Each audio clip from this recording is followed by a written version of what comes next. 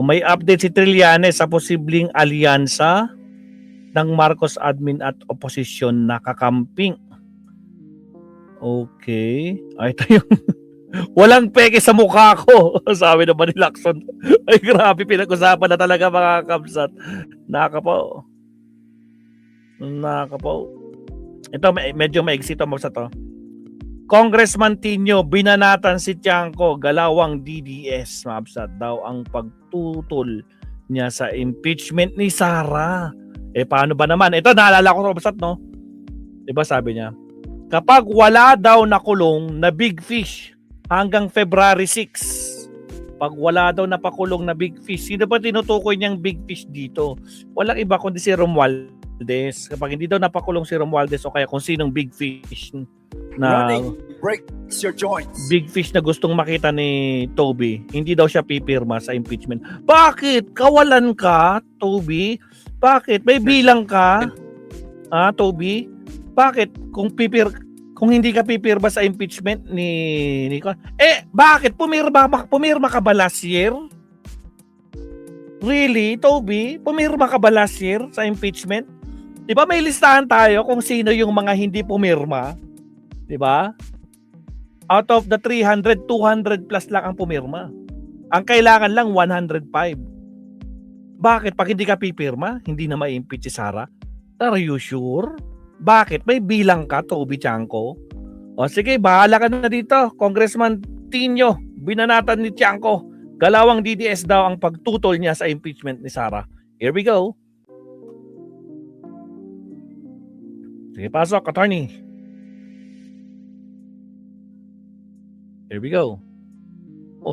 Yung argumento na pinagbabangga yung investigasyon at pagpapanagot sa massive flood control corruption scandal na pinagbabangga ito doon sa pagpapanagot sa pagwaldas ng confidential funds ng Vice President ay actually linya yan ng mga pro-DDS, no, yung mga rabid DDS trolls in particular na nakikita natin sa SOCMED. Enzo Recto, kalaban ang katiwalian at kasinungalingan, kakampi sa katotohanan at kapatiran. Mga kabunyog, binanatan ni ACT Teacher Party List Congressman Tino ang kapwa niya kongresista na si Toby Tiangco, kaugnay ng pahayag nito na hindi siya susuporta at pipirma sa nalalapit na impeachment laban kay Vice President Sara Duterte sa Kamara. Ayon kay Tiangco, kung siya raw ang tatanungin, hindi niya susuportahan ang impeachment ni Sara Duterte. Dahilan niya, hindi pa nga umano nahuhuli si Zaldico, ngunit mas binibigyang pansin pa raw ang kaso ni Sara. Dagdag pa niya, kung tutuusin daw, mas malaki pa ang umano'y nakurakot ni Zaldico kumpara kay Sara Duterte, na ayon sa kanya ay 125 milyong piso lamang. Sara. Kay VP Sara, kung uulitin nila isa pang impeachment attempt against her, come Feb 6. Okay, I'll be very honest dito sa stand ko dito, no. If come Feb 6, wala pang big fish, ibig sabihin at least si Zaldico hindi pa na ibabalik dito. Hindi ako makikisa doon. Kasi napaka-hypocrite naman namin, di ba? I mean, yung kasamahan namin, hindi namin mapanagot.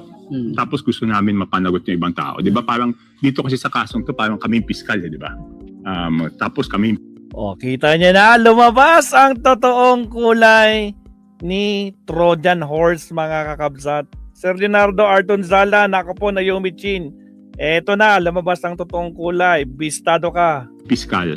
May bahid doon sa amin. Tapos gusto namin panagutin yung ibang tao kaysa doon sa panagutin yung kasama namin. Number 1 yan. Number 2, magkano ba yung... Bakit daw pananagutin daw nilang ibang tao? Bakit?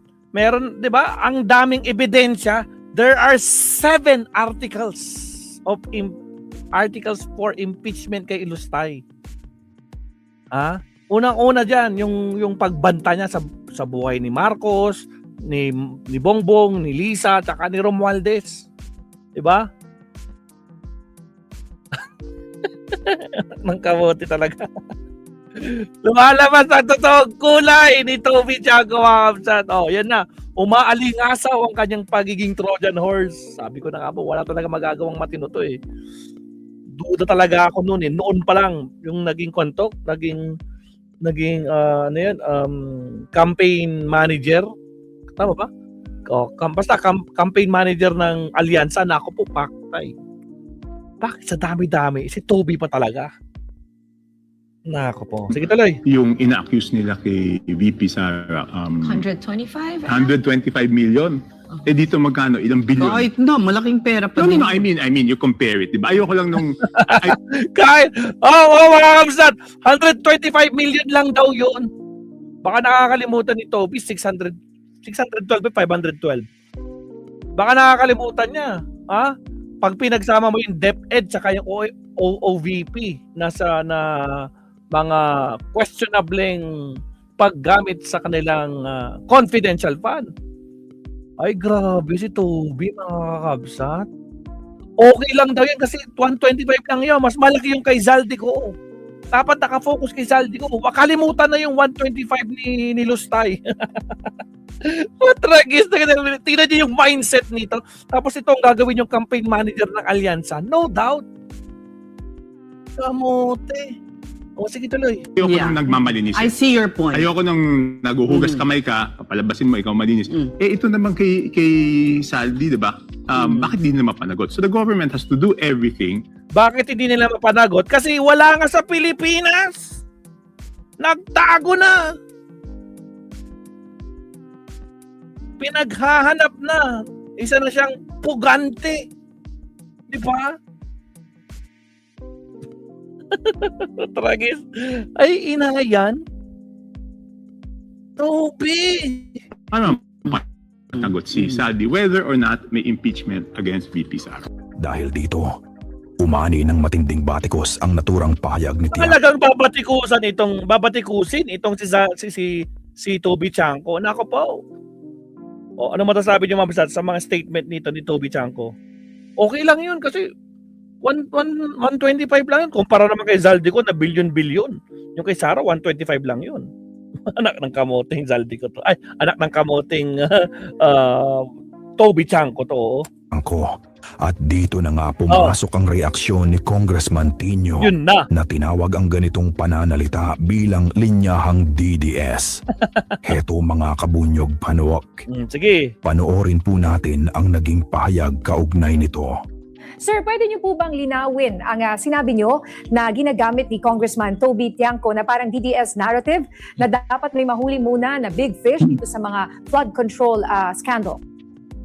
Una, first of all, of course, nire-respeto natin yung personal position ni Representative Tiangco. No? He's entitled to that.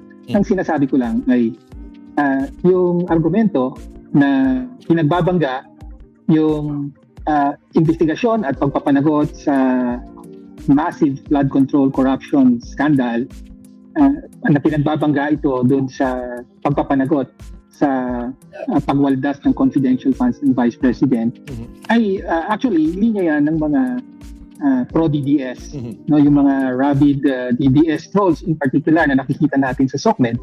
Yan ang paulit-ulit na sinasabi dyan, di ba, ng mga bayaran na SOCMED trolls ng DDS. Sabi nila ay, bakit sinisingil niyo pa tong confidential funds kami? Nandyan yung flood control issue.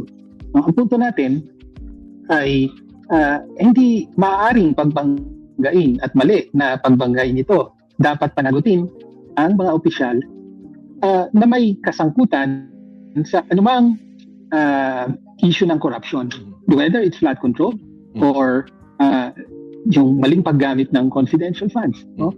At usually kasama rin dyan, sinasabi na 125 million lang yung confidential funds. Bakit sinisingil nyo pa siya? In the first place, 612.5 million ang kabuuang confidential funds na pinapanagot kay Vice President Sara Duterte. So hindi biro na amount ito in the first place. At hindi naman ito usapin ng ano bang mas malaking pondo. Basta winaldas. Kasi, dapat walang double standards. Kung titignan mo nga, may mga ordinary government employees, kinakasuhan at nakakulong pa nga for much lesser amounts, thousands lang, kino-convict of corruption, drafting corruption, or malversation, or whatever.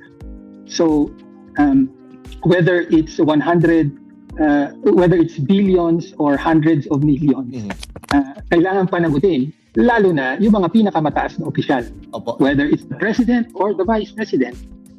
All right. Congressman, yun nga tama yung sinasabing, partner, tama yung sinasabing Congressman Tino na pinaparot niya yung mga pagtumigas social media pages ng mga DDS. Yan talaga yung sinasabi. Pero tingin nyo, coming from sa isang mambabatas na talagang kapag dumating sa impeachment complaint, isa siya sa boboto, kumbaga hindi ba dapat niya binibitiwan yung mga ganitong salita na tila kailangan may kapalit para doon sa boto niya sa impeachment?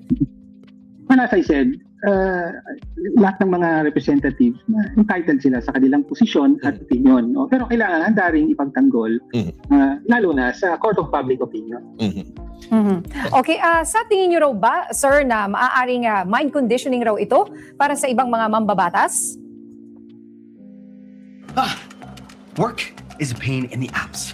My files are in this app. My chats in this app. Projects in that app. Oh! Wow. You're really working your apps off, Daniel. You need ClickUp. ClickUp is the AI-powered work platform that unifies your entire team and all your tools together in one place. No, not like that. No. It's a single place for your projects and docs, whiteboards and dashboards, calendars and chat. So your work goes from scattered to seamless. Plus, you get a fleet of AI agents to help you move at warp speed to get more done.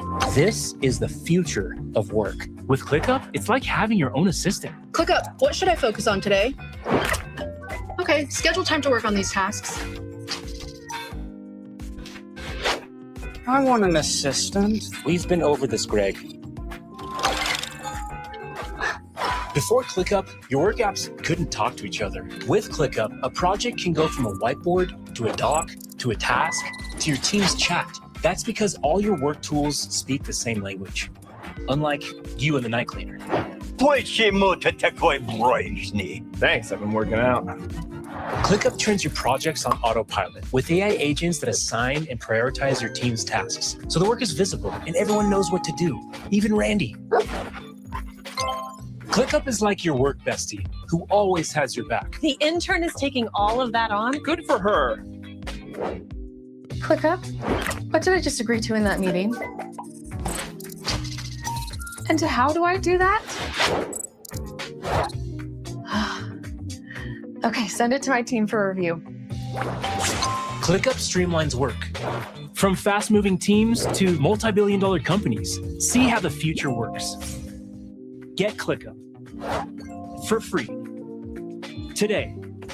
I mean, look at Keith. He's using. Ano pong ibig sabihin nun? In what way? Baka mahawa sila sa kanya, di ba? O maging ganun na rin ang opinion or ayaw na rin nilang ituloy. Yung hindi na raw sila interesado. Kasi example kahapon, pero although hindi natin sinasabing konektado ito sa sinabi ni Congressman Toby, no? Kahapon naman kausap natin si Congressman Benny Abante. At sabi niya tila, hindi na raw interesado ang mga mambabata sa impeachment kay Vice President Sara. Ano po ang reaction niyo dyan? Well, kaugnay dun sa yung mind conditioning and so on, very clearly, meron talagang well-funded na troll army na pro-Duterte na aktibong-aktibo on social media at ganyan nga ang linyang dala. No, nakalimutan na itong confidential funds, mag-focus dito sa flood control. Sabi ko nga, mali talaga yan, hindi ka tanggap-tanggap. Parehong dapat harapin at panagutin. Yes. No? Pero very clearly well-funded, tapos troll. Titignan mo yung mga account, mga ilan lang yung mga follower, halatang ginawa lang para magamit sa paid coordinated social media campaign to influence public opinion, including yung opinion at posisyon ng mga mambabatas. No? So hopefully hindi ito tumatalab. Hopefully hindi yun ang ibig sabihin ng statement ni Congressman Abante na baka nagbabago na ang isip. No? Ang kailangan natin ipaalala ay ang hinihiling ng mamamayan, ng publiko, ay lahat ng sangkot sa corruption dapat mapanagot. Whether it's flood control, whether it's confidential funds, or other forms of corruption sa gobyerno. Congressman, eto na, nalalapit na tayo doon sa February, sa araw na pwede na ulit mag-refile ng impeachment case. Paano kunyari maraming nag-file ng complaint? Sino po pa, base sa process, sino yung magko-consolidate po nito? Ano yung pagdadaan ng proseso po? Well, malinaw at hindi naman naapektuhan ng latest Supreme Court decision, yung naka-motion for reconsideration ngayon sa Supreme Court. Hindi naman naapektuhan yung existing rules ng House dyan. Pag maraming complaints, dapat na sabay-sabay na i-refer ito, yung mga complaints, hawak yan ng Secretary General ng House, tapos i-refer sa Speaker, tapos yung Speaker ay i-refer sa proper Committee on Rules, para sabay-sabay na i-refer to the Committee on Justice yung complaints. Tapos, once nangyari yon, deemed initiated na isang impeachment proceeding. No? At matitrigger na yung 1-year ban. Pag once na-refer na to the Justice Committee, may 1-year ban na hindi na pwede mag-file pa uli at magsimula ng isa pang impeachment proceeding para sa official na subject ng impeachment. So, yun pa rin ang magiging rule. So, kung may maraming complaints na naman na mag-file against the Vice President, then that is the rule that will be followed. Yung referral to the Justice Committee. Okay. Yan po. Alright. Maraming salamat, ACT Teachers Party List, Representative Antonio Tino.